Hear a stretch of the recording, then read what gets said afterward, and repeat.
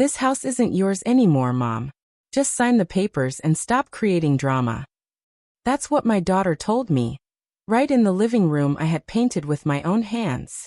She stood there, smug and sharp, ready to sell the only home I'd ever known. She thought I was old, confused, helpless. She didn't know the deed was still with me, hidden where no one ever looked. I built that house with my husband. And now, she was trying to erase me from it. But some stories don't end in silence. Before we continue, I'd love to know, where are you watching from today? Comment below. It wasn't always like this. I sit now in a small one-room rental near the market, surrounded by other old women whose stories I don't know, and who don't know mine. The ceiling leaks when it rains, and the fan groans at night like an old man who's tired of breathing. There's a cup of tea on the table beside me. Cold. Just like the one I left untouched the day my daughter brought the real estate agent to my house. I built that house with my husband, room by room. We had no architect, no big contractor. Just sweat, savings, and dreams. My husband, Arun, was a quiet man. Strong hands, softer heart. He worked double shifts as an electrician, and every Sunday, we'd walk to the site to see how far the walls had come up. I still remember the day the roof was laid. He stood beside me, holding my hand, and said, "This home will grow with us. It will grow old with us." But he never got to grow old in it. Arun passed away just after his 65th birthday. A sudden heart attack. One moment he was watering the tulsi plant, the next, I was alone in a house that echoed too much. I thought the grief would break me, but I held on for our daughter, Shruti. She was all I had left. In the beginning, she stayed by my side. Visited every week, brought groceries, even made my favorite raisin. She told me I was strong, that I reminded her of Papa. I believed her. I wanted to. But slowly things changed. The visits grew shorter. Her tone more clipped. She'd look around the house like it was inventory. "You should sell this, Ma. Move in with us. What's the point of you being alone here?" At first, I thought it was concern. After all, what mother doesn't want to be close to her child? But then came the talk of value, of wasted space, and of how a senior facility might be easier for all of us. I said no, again and again. And then one day, she came with a man in a blazer and shiny shoes. "This is Mr. Kapoor, Ma. He's here to assess the property." I was still wearing my nightgown. My tea had gone cold. My heart colder. They walked through my living room, measuring walls, asking about water supply. Shruti acted like she owned it all. "Ignore her," she told him, when I asked what was happening. "She's just attached emotionally. Legally, there's no issue." I remember standing in the kitchen, fingers trembling, eyes burning. On the fridge was a photo, an old one, of Arun holding Shruti as a baby on our porch. I stared at that photo while they discussed pricing. That evening, I sat on the back steps, looking at the garden Arun had planted. The marigolds were blooming. I felt like a ghost watching her own life being packed into numbers. The next morning, Shruti handed me a printed document. "Just sign, Ma. This will make everything easier. You'll get a small place of your own and we'll handle the rest." I looked at her. My daughter. My blood. And all I saw was someone else. Someone calculating, impatient, cold. I didn't sign. She left in a huff. That night, I opened the old Godrej cupboard in the back room. Hidden under the loose floorboard, wrapped in plastic, was the original deed Arun had insisted I keep separately. "In your name," he had said. "No matter what, this house will always be yours." I had forgotten about it for years. But that night, I held it in my hands like a lifeline. Like a whispered promise from the man who had built my world. I didn't cry. I made tea. I sat by the window and watched the moonlight fall across the floor we once danced on. The next morning, Shruti returned, this time with her husband, Rohit. He didn't say much. He never does. Just looked at me with eyes full of quiet discomfort. Like I was an old painting no one knew where to hang. "She's not cooperating," Shruti told him, ignoring me entirely. "We'll have to proceed without her signature. Technically, I'm next of kin." That's when I realized. They weren't asking me. They were informing me. They had already decided. Later that week, I received a letter from a lawyer I'd never heard of. A notice of sale. Shruti had filed papers claiming the house was hers to liquidate as inheritance. I stared at it for a long time, then walked to the fridge and looked at that photo again. And I whispered to Arun, "They think you're gone, but you're still here. In these walls. In this paper. In me." I was still mourning my husband when she called in a real estate agent. Looking back, the signs had always been there. Not loud. Not dramatic. Just small shifts. Quiet rejections, altered tones, awkward silences that crept in like termites into the woodwork. After Arun's death, Shruti would still call, but never to talk. It was always about something she needed. A loan for the car, a referral, my signature on a document she didn't explain. At first, I was happy to help. I thought it meant she still needed me. I mistook utility for love. When she asked for the jewelry Arun had gifted me on our 25th anniversary, she said it was for safekeeping. I handed it over without hesitation. She never returned it. Then came the subtle remarks. "Ma, this house is so old-fashioned. You really never wanted to upgrade. You've got so much space and no one to fill it. Doesn't it feel empty?" I laughed at first, brushed it off as casual conversation. But the tone, it lingered. Not curious. Calculating. One evening, I cooked all of Shruti's childhood favorites: lemon rice, coconut curry, and her favorite mango pickle. I lit the brass lamp, placed fresh flowers in the vase, and even wore the soft blue sari she once said made me look like the sky. She arrived 2 hours late, her husband trailing behind. They didn't eat much. Rohit kept checking his phone, and Shruti was quiet, until she finally said, "Why don't you sell this house, Ma? We can get a good deal now. Use the money to move closer to us." I told her this was my home. Arun and I had built every inch with sacrifice. She sighed. "That was 30 years ago, Ma. Things change. You have to be practical." I still remember the weight of that word, practical. It felt like she was measuring my memories against market rates. A few days later, I caught her alone in the study, flipping through the drawer where we used to keep old bills and receipts. She gave me a startled look when I entered, said she was just organizing. I didn't ask questions. I wanted to believe. But I noticed she didn't put the papers back where they belonged. And slowly, other things began to disappear. The brass Ganesha idol from the altar. The antique clock Arun's father gave us. Even a silver coin set I had saved for Shruti's future. All gone. When I asked her, she'd say, "Oh, I moved it for cleaning. Maybe it's in one of the drawers, Ma. Don't worry so much." But I did worry. Not about the objects. About the shift. Shruti, once so gentle, had become someone I didn't recognize. She'd speak of modernization, of realistic futures, of how land is more important than emotion. She even started calling the house the property. Never home. That word vanished from her mouth like dust swept under a carpet. There's a photo frame I keep near my bed. A picture of Shruti at age 5, wearing pigtails, standing in front of the house's unfinished porch, holding Arun's hand. Her smile so wide, her eyes trusting. That day, Arun had carried her up the steps and said, "One day, this house will be her safety, her anchor." Now she looked at it like a business deal.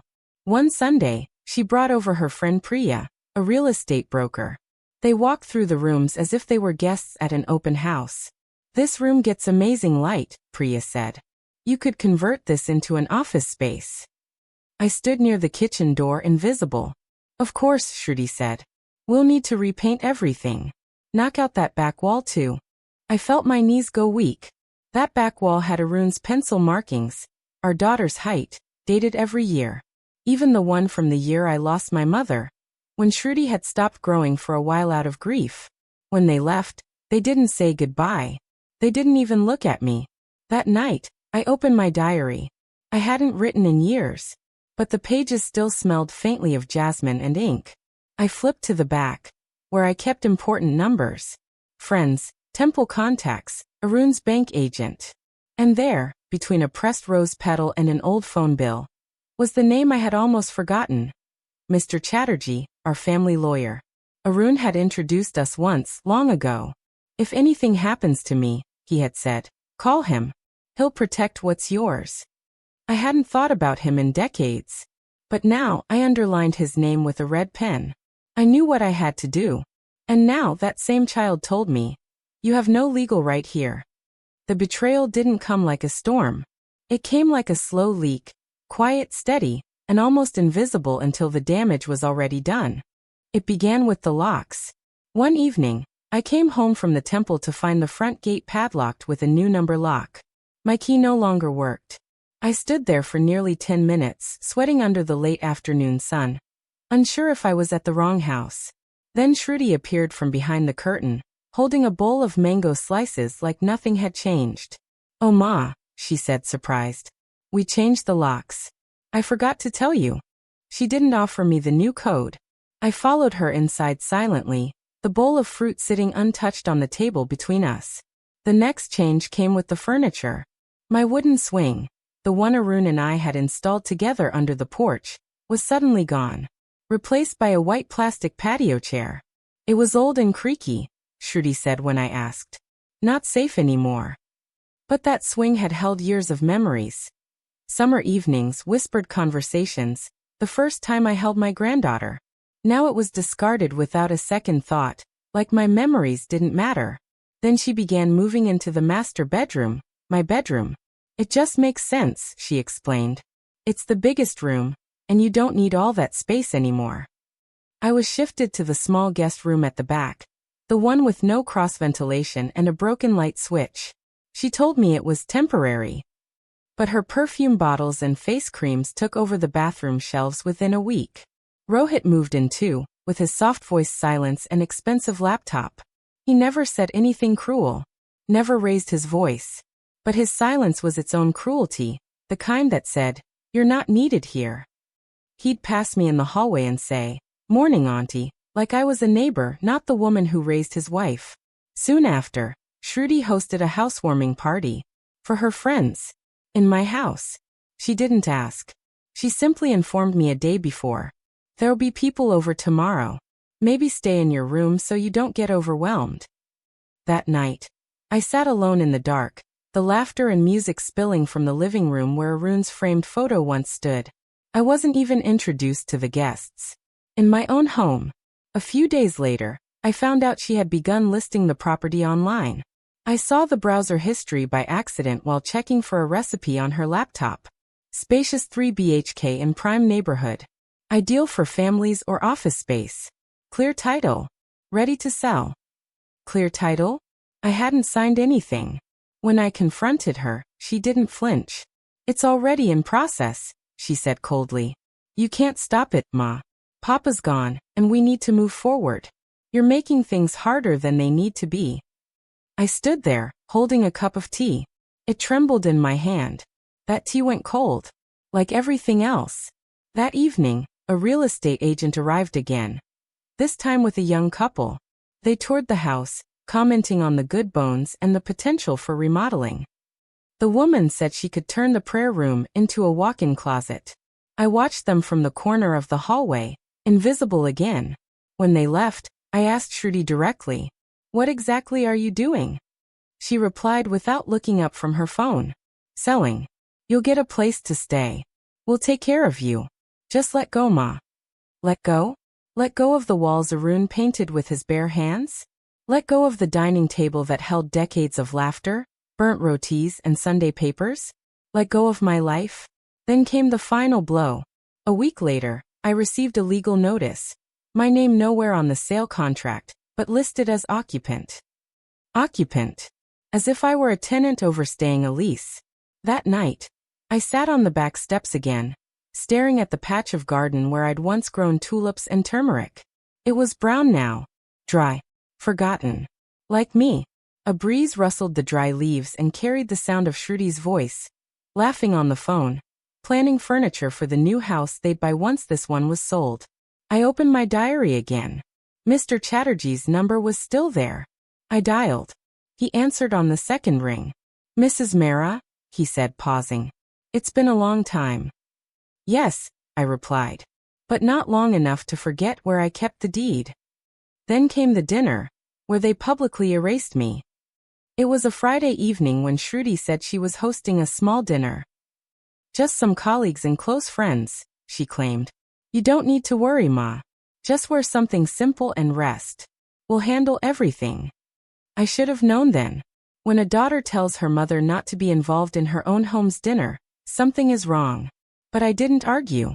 Instead, I spent an hour ironing my sari. A deep green silk one Arun had gifted me after our first Diwali in that house. It still smelled faintly of sandalwood and cloves, though the folds had begun to fade with time. I even polished the brass lamp, lit a small diya in the prayer corner, and made my usual masala tea, just the way Shruti liked it. At 7, the doorbell rang. Then again. And again. The living room slowly filled with well-dressed strangers. People I had never seen before, smiling politely, nodding as they walked past me like I was furniture. I stood in the hallway, clutching a tray of teacups no one reached for. Shruti walked up, lips painted, wearing a maroon sari I hadn't seen in years. Ma, she whispered, hurried. Can you just sit in the back room for a bit? It's too crowded, and Rohit's boss is here. This is my house, I said gently. She didn't blink. Not anymore, she muttered. Then added with a forced smile.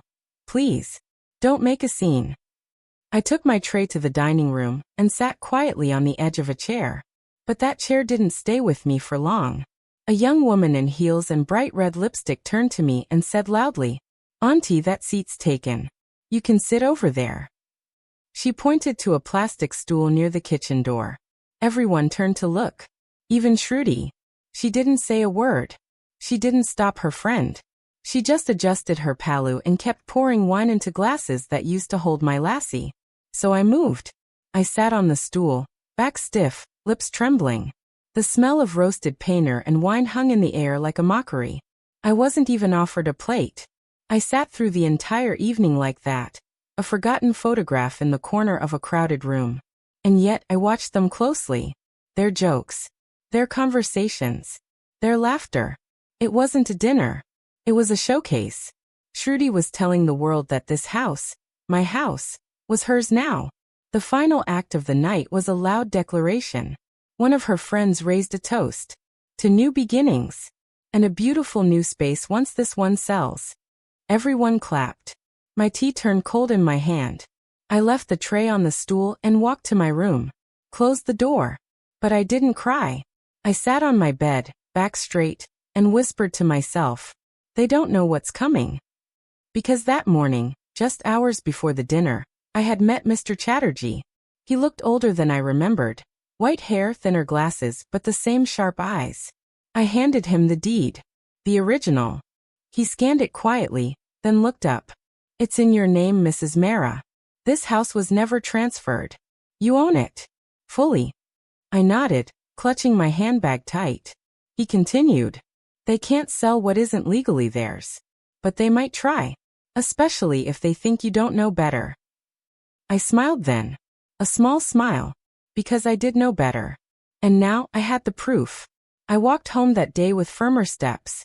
And I lit the lamp brighter than usual that evening. Because while Shruti was busy hosting parties in my name, I was preparing to take it back. What would you do if your own child treated you like this in front of everyone? Would you stay silent to protect peace? Or speak up to protect your dignity?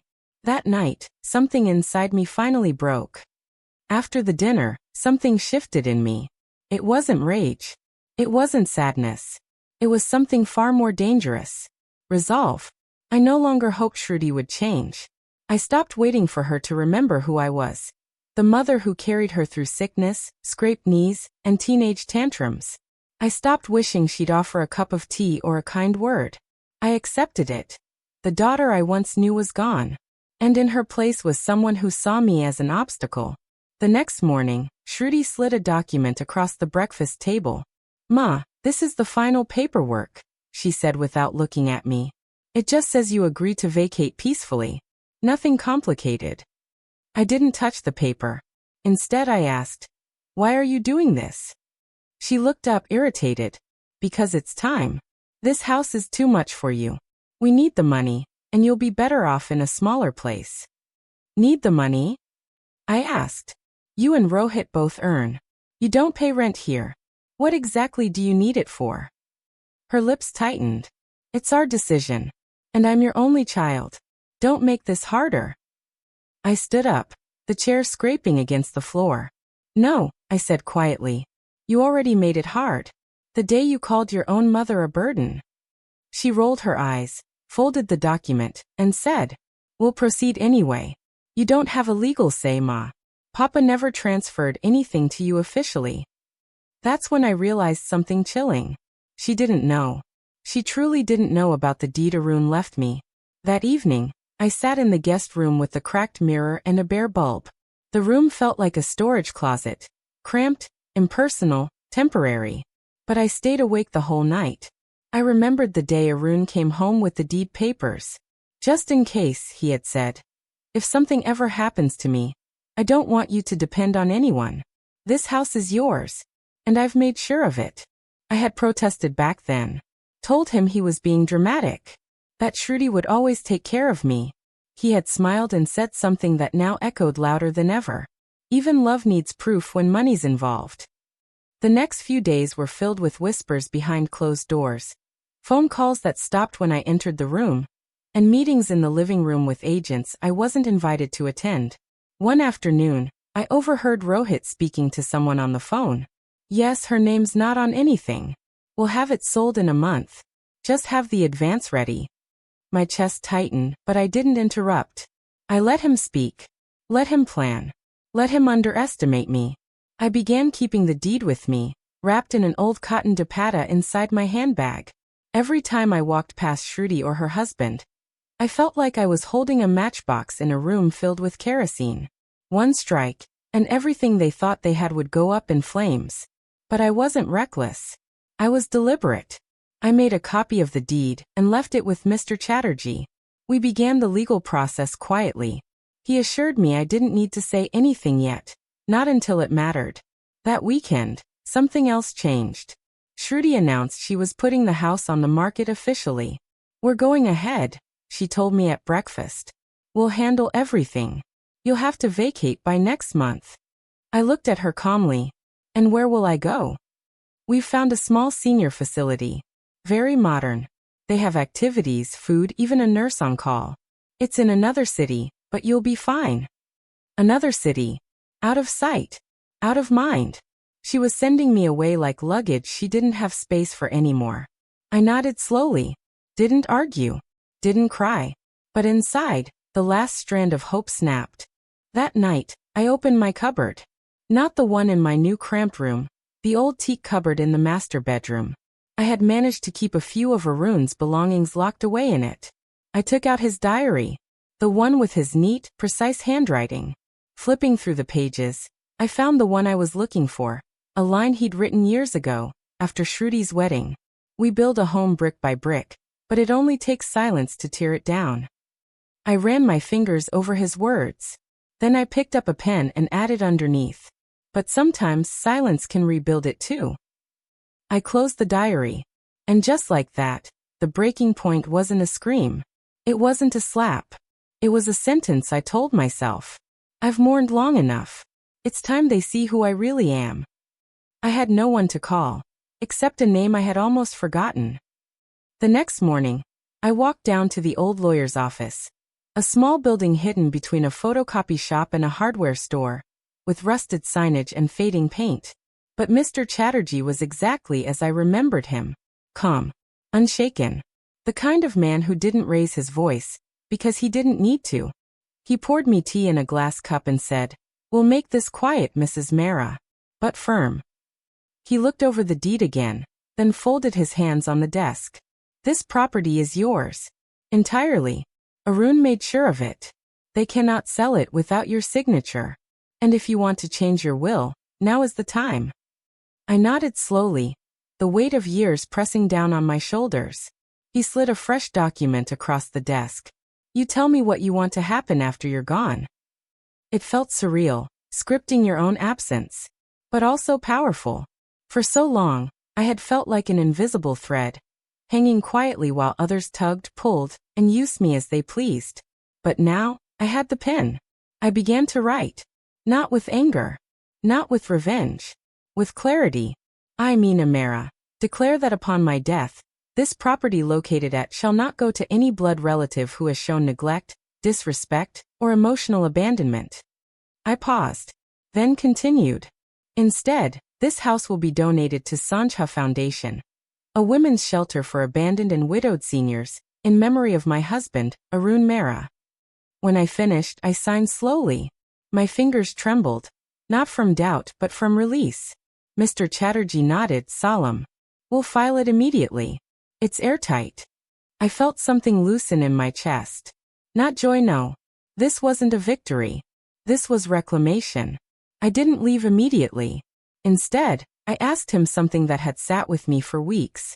Why do children become like this, Mr. Chatterjee? What changes? He didn't answer right away. Then he said, maybe it's not about change. Maybe it's about what was always there, waiting for the right excuse. His words stayed with me the whole walk back. That night, I pulled out an old photo album. The thick leather-bound one Arun had gifted me on our 30th anniversary. It smelled of dust and camphor. The edges were yellowed, but the memories inside were untouched.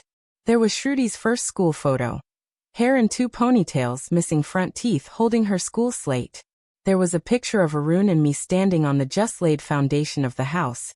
Him in a sweat-soaked kurta, me in an old cotton sari, barefoot and smiling. Each page held pieces of my soul. I placed a note inside the front cover. If anyone ever wonders who built this house, here's your answer. Then I closed it. The next morning, I retrieved my diary, the one I hadn't written in for years. Its pages were still stiff, the pen imprint from the last entry barely visible. I wrote one line. I am not a guest in my own life. Later that day, I went to the temple. Not to pray. To sit. In silence. In space I didn't have to justify. In peace I hadn't felt in months. There, under the peepal tree, I saw a small group of women from the Sanjha Foundation. Elderly, dressed in faded saris, but with smiles so warm it almost hurt to look at them. One of them noticed me. She came forward and said, Aap Pali Bara Yi Hain? I nodded. Aye Bathai. She introduced herself as Kamla. Said she was 69, had 2 sons who hadn't called in 4 years. She wasn't bitter. Just factual. You'll be surprised how many of us there are, she said. But don't worry. We've made our own family now. I smiled.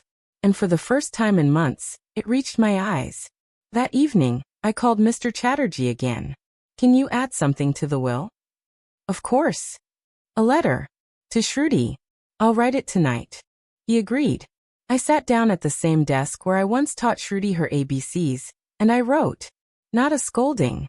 Not a lecture. Just the truth. Dear Shruti, you were born in this house. You took your first steps in its corridor, fell asleep listening to its rain, and filled it with laughter once upon a time. But somewhere along the way, the bricks became numbers, and the walls became burdens. I don't hate you, but I cannot give what was never yours to take. This house is going to women who, like me, were forgotten. Maybe they'll remember it kindly. Maybe they'll sit in its corners and feel seen. And maybe one day you'll understand why. Ma. I folded the letter, sealed it, and gave it to Mr. Chatterjee the next day. He didn't ask questions. He just said, it's done. The name in that diary changed everything. A few days passed. Quiet, almost suspiciously so. Shruti no longer tried to convince me. She didn't hand me any more papers or drop hints about the facility. Instead, she started treating me like I wasn't there at all. Like I was a shadow that followed her through the hallway, present, but not seen. But silence can be more violent than shouting. It wraps around your throat slowly, until one day, you forget how to scream. I waited. Patiently. I had learned to sit through storms long before she was born. Then it happened. It was a Sunday. I was folding clothes when I heard the doorbell. Shruti rushed to answer it, her voice suddenly bright, rehearsed. Yes, come in please. I peeked from the corridor. A young couple entered, cheerful, hopeful, carrying a baby in their arms. Behind them came the same real estate agent who had visited weeks ago. They didn't see me standing near the storeroom. This is the owner's daughter, the agent said. The sale is nearly finalized. Just a formality now. Shruti beamed. We're excited for a fresh start. The woman walked around admiringly, saying things like, oh, the light here is beautiful. And we'll paint this wall teal. That's our wedding color. I wanted to scream. To tell them the truth. That the home they were planning to repaint was still mine. But I didn't. Not yet. Instead, I walked back to my room, opened my wardrobe, and removed the copy of the deed Mr. Chatterjee had given me.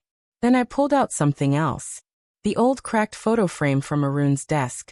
The one that had once fallen during a heated moment weeks ago. It was a photo of our home being built, just bricks and scaffolding, and Arun holding up a thumb to the camera like it was a monument. He had written on the back in faded blue ink, "Our roots. Our roof."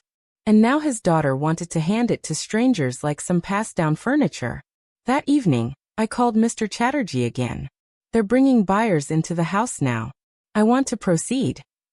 We already have everything in place, he said. I was only waiting for your word. I gave it. 2 days later, Shruti received an official letter. It was delivered during breakfast, a white envelope with crisp corners and a red stamp. She opened it casually, chewing toast. And then her face changed. Lines deepened. Eyes narrowed. Color drained. "What's this?" Rohit asked. She didn't answer. I knew what it said.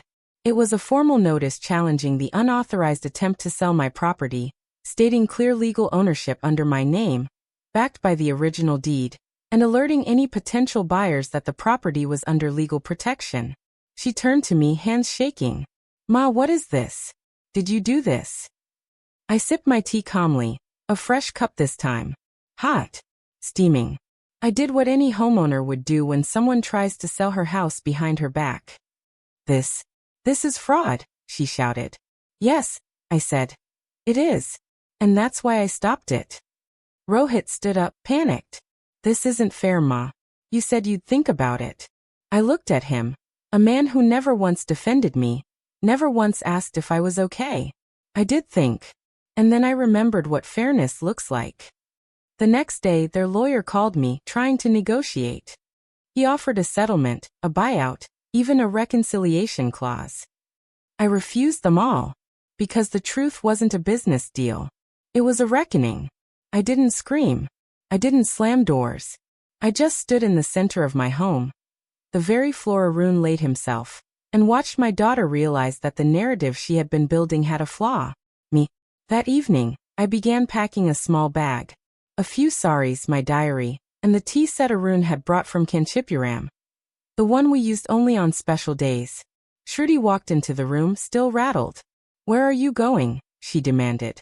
I folded a blouse slowly and placed it in the bag. "To reclaim peace," I said. "Not escape. Peace. You're just doing this to hurt me." I stopped and turned. "No, Shruti.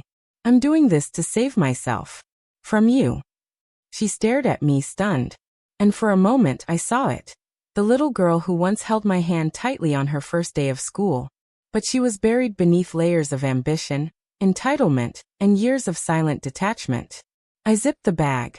"I'm not leaving because I lost. I'm leaving because I won't let you lose what little humanity you have left. Sometimes love is saying no." I walked out of the room, my footsteps steady. I wasn't running away. I was rising. The papers were real. The house was legally mine. It happened faster than I expected. 2 days after Shruti received the legal notice, the prospective buyers returned, unaware that the deal had crumbled. They entered the house smiling, holding brochures and sample tiles. The woman gestured to the back wall, saying, "This is where we'll put the nursery." Shruti stood frozen near the entrance, face stiff with embarrassment. Rohit trailed behind, trying to mask the tension with forced pleasantries. Then the agent, the same smug man who had paraded buyers through my home, handed over a printed agreement for final signatures.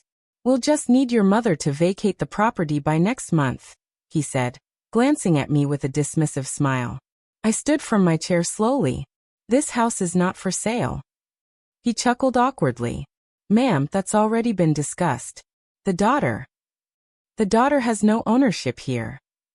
I pulled out a crisp envelope from my handbag and handed it to the buyer. Not the agent, not Shruti. The buyer.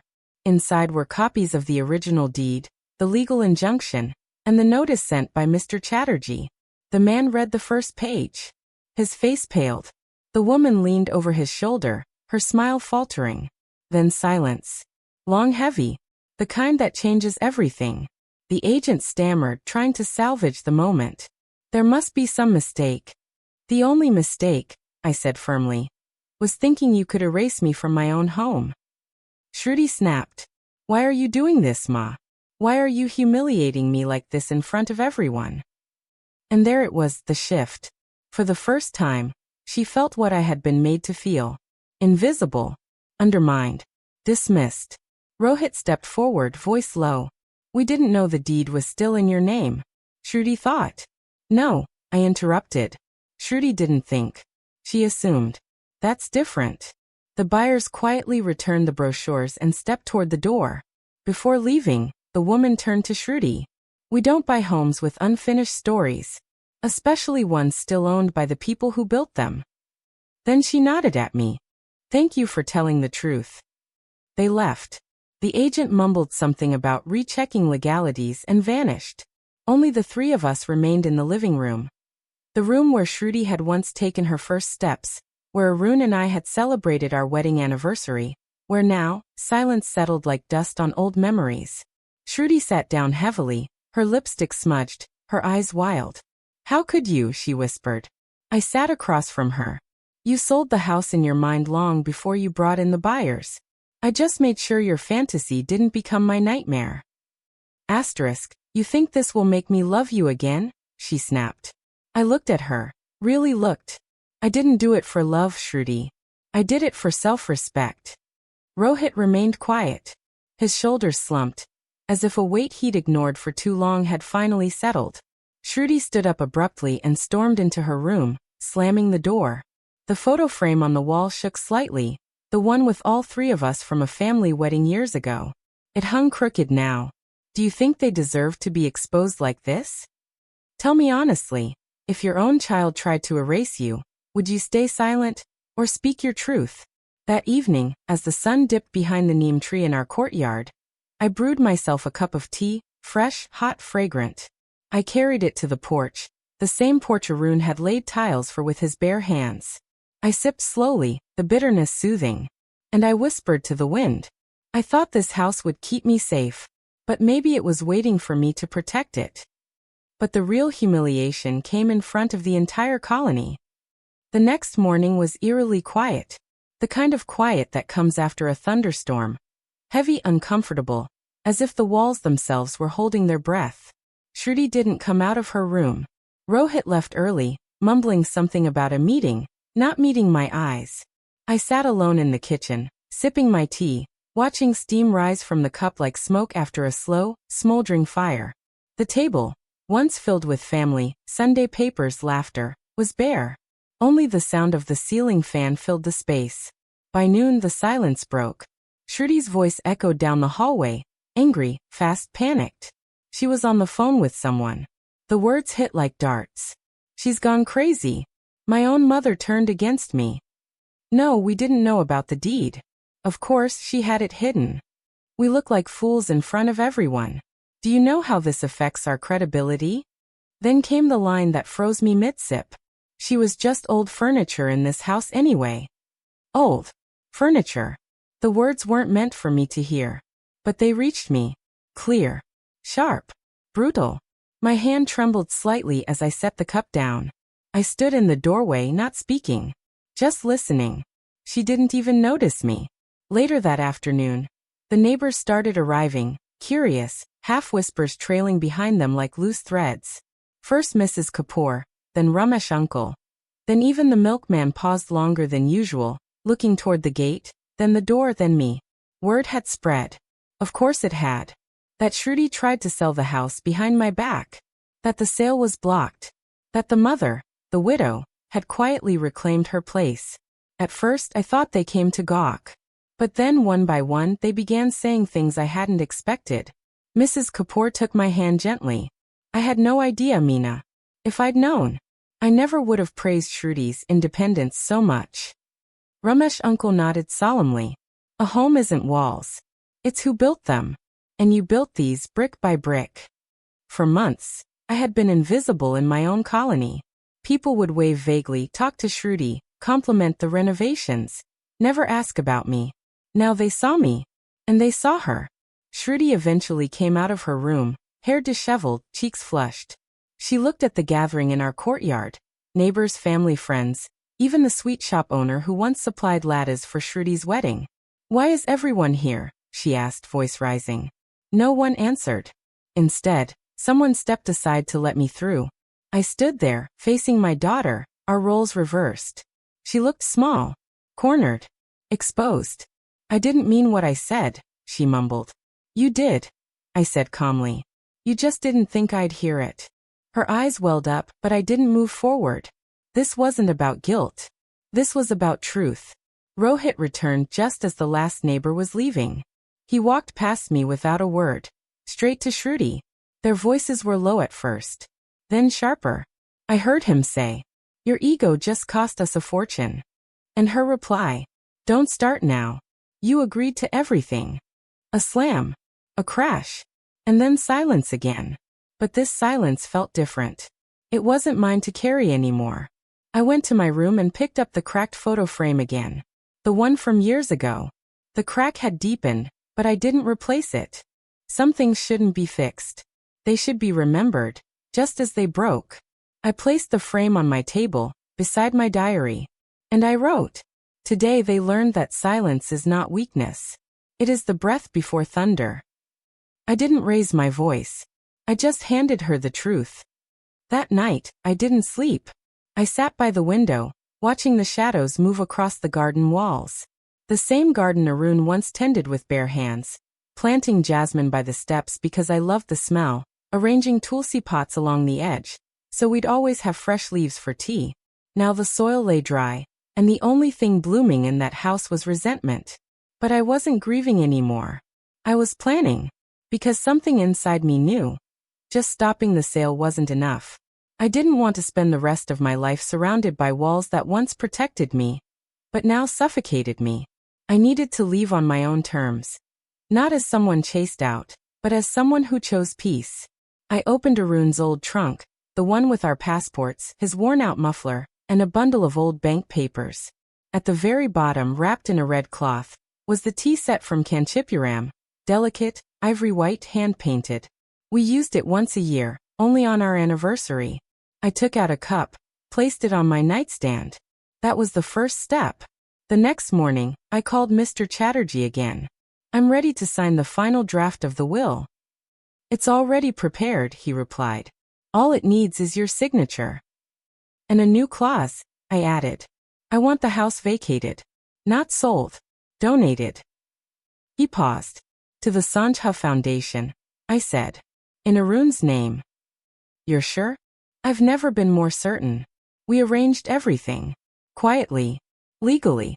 Precisely. I had always known Shruti would never accept being disinherited. She'd call it emotional blackmail, dramatics, betrayal. But what she wouldn't expect was generosity. Not from me. Not now. So I made a plan. I would leave before the final transfer. Pack my memories, not my regrets. And give the house to women who would treat it like a sanctuary, not a commodity. That evening, I sat down to write one final letter. This time to Arun. "Dear Arun, the house we built, the one where we fought, dreamed, grew old. It's ready for a new chapter. It won't be Shruti's. It will be a shelter for women like me. Women who once believed family meant protection, only to discover it meant performance. I tried Arun.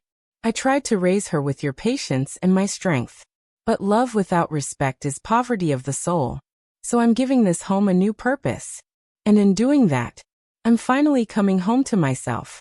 When I sealed the letter and placed it beside our wedding album, a strange calm settled over me. I didn't hate Shruti. I wasn't bitter. I was simply done. Later that night, I walked past her room. The door was open. She was sitting on the bed, staring at her phone, shoulders slouched like a child scolded by the world. I paused. And for a moment, I remembered the little girl who cried when her balloon flew away at the temple fair. How she ran into my arms, sobbing as if she had lost the moon. She had lost something again. But this time, I wouldn't hold her. Because some lessons require empty arms. I returned to my room and laid out my bag, A simple cloth one with faded embroidery. I packed only what I needed. 2 saris, a shawl, my diary, the tea set, and the letter to Arun. Then I closed the cupboard. For the last time. That night, I wrote my new will. I left at dawn. No goodbye. No drama. Just the quiet click of the gate latch, and the rustle of my footsteps on the tiled path Arun once laid with his own hands. I didn't leave the house out of fear. I left out of choice. Because sometimes dignity isn't in staying and fighting, it's in walking away before you're asked to. I didn't leave a note for Shruti. I left her silence. But on the table, I placed the sealed envelope addressed to the Sanjha Foundation, with a copy of the deed and the signed will inside. By the time the house woke up, I was already halfway across town, inside a small taxi, heading to a place that didn't have marble floors or automatic lights, but had something I had forgotten I needed: belonging.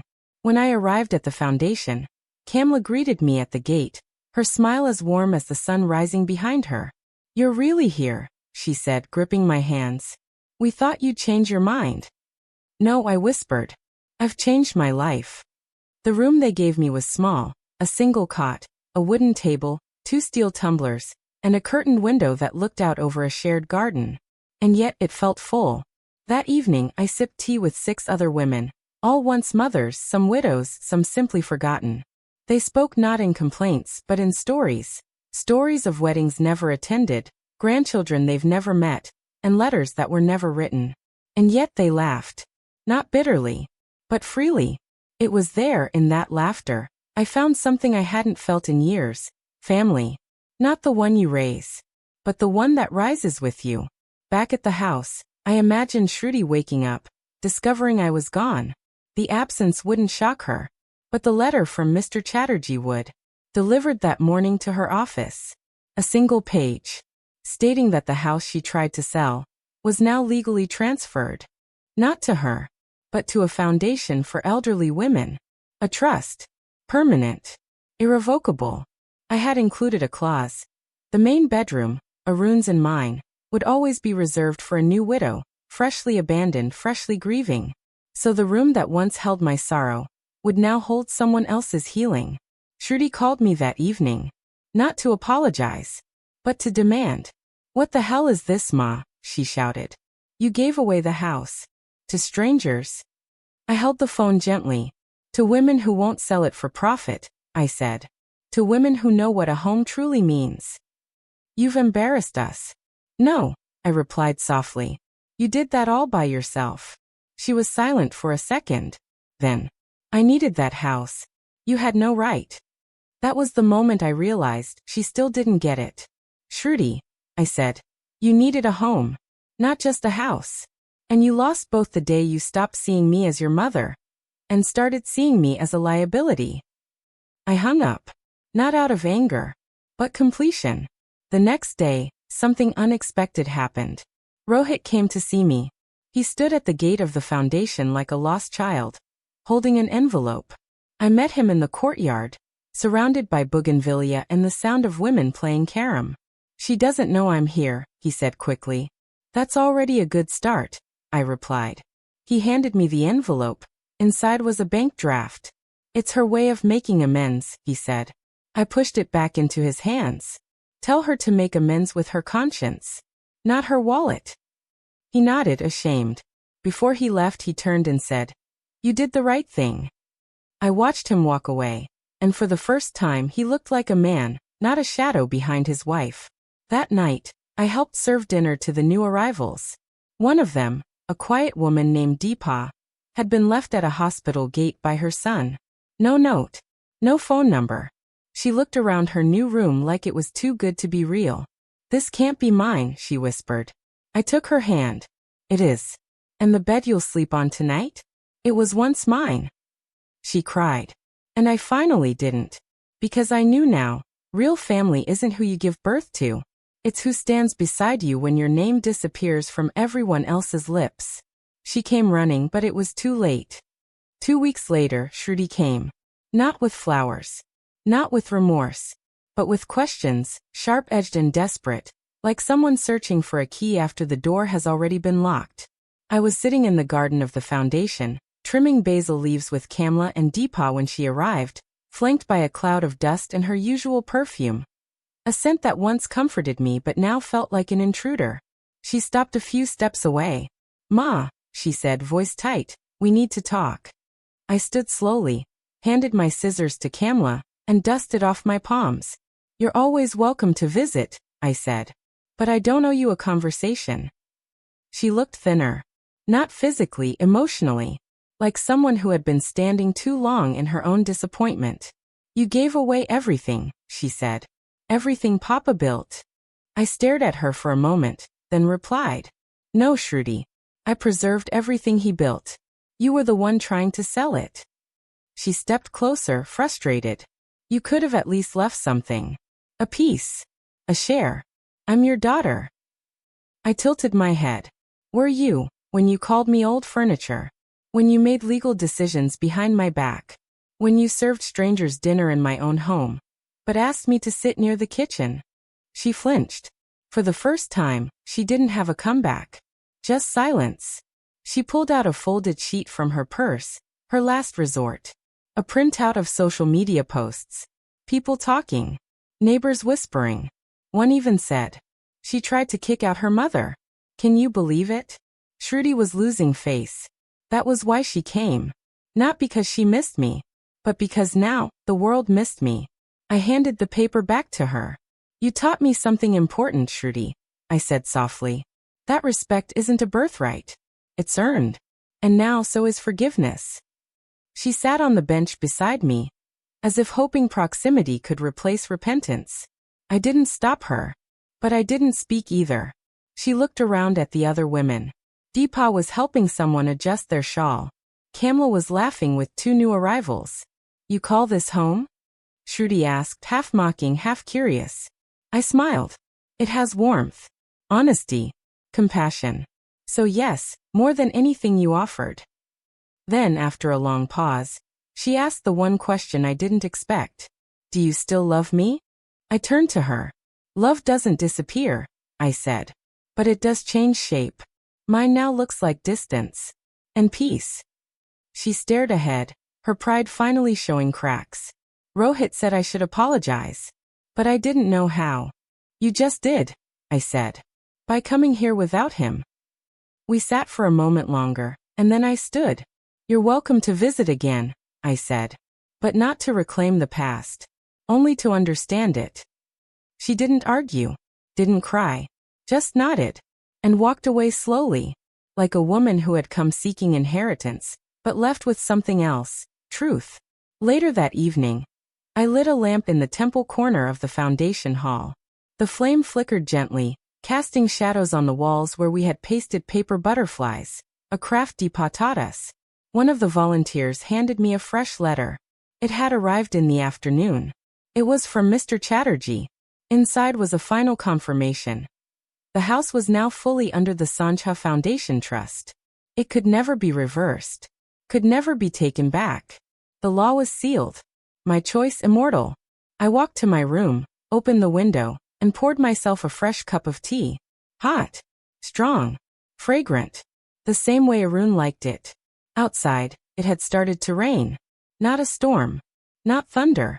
Just soft, steady rain, like a lullaby. I held the cup close, breathed in its scent and whispered, "This is what peace tastes like." Is respect worth more than inheritance? If you had to choose between a family that dishonors you and strangers who uplift you, what would you do? I forgave her, but I locked the door forever. It's been 3 months since I left the house. And yet I walk its corridors every day, not with my feet, but with my memory. I see it now in other women's smiles. In the smell of turmeric rising from the kitchen at Sanjha. In the sound of laughter echoing down the halls where sorrow once settled like dust. We renamed it Marjorie's house. Not because I wanted to erase our name, but because Marjorie was the first woman to sleep in Arun's and my room after I left. A 72-year-old widow who was thrown out by her stepson the night she developed arthritis. She cried the first night. Slept with the light on. But now? She leads the morning prayers. I remember sitting with her one evening on the same swing we rebuilt in the back garden. She turned to me and said, This house, it breathes differently. It doesn't just shelter us. It accepts us. And I nodded, knowing she was right, because I'd seen it too. How the walls seemed warmer now. How the kitchen carried stories, not secrets. How the rooms filled with women who had been discarded, but not destroyed. Every Sunday, we hold a quiet gathering. We don't pray aloud. We don't speak of who hurt us. We just sit, with cups of hot tea in hand, and look out at the garden. And I think to myself, maybe this was always the home Arun and I were building. We just didn't know it yet. One afternoon, as I was organizing the bookshelf in the common room, I found something surprising. An old photo album someone had placed there. It wasn't mine, but inside were photos of women planting trees, cooking together, building a swing, painting the front gate in our house, Marjorie's house. And at the very end, slipped behind the back cover, was a note in thick handwriting. To whoever finds this house saved me. I hope it saves you too. I placed the album back gently. Later that night, I brewed myself a special cup of tea. In the Kanchipuram tea set Arun brought home the year we almost lost everything to debt, but still found a reason to celebrate. I sat by the window, watching the rain begin to fall. Slow, rhythmic, cleansing. And I opened my diary one last time. The house lives on, not with granite and beams, but with voices that were once silenced. They erased me from their home. But I found 1,000 women who wrote me back into the world. And in their eyes I am not furniture.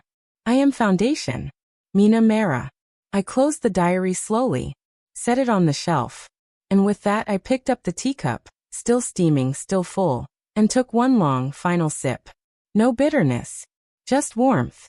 Behind me, someone laughed. Ahead of me, the rain kept falling.